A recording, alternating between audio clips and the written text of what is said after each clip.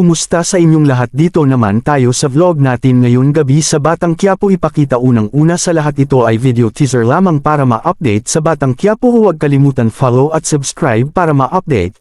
Sila Primo at mga grupo nito ay lumabas sa bahay para makapunta sa hospital at makakuha ng mga gamit, ngunit ang mga pulis ay nasa paligid lamang kaya nag-iingat sila nito.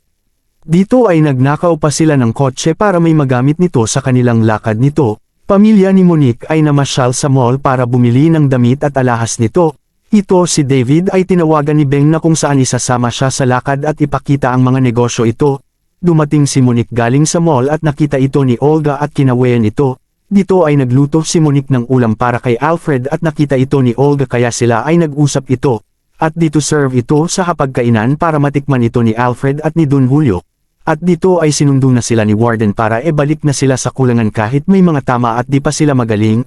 At dito silang apat ay nilabas na diretso sila sa Bartolina.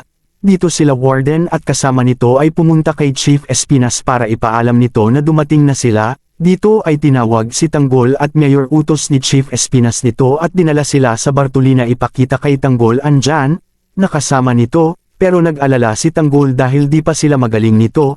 Abangan bukas sa Batang Quiapo. Salamat po. Huwag kalimutan follow at subscribe ang channel. Salamat po.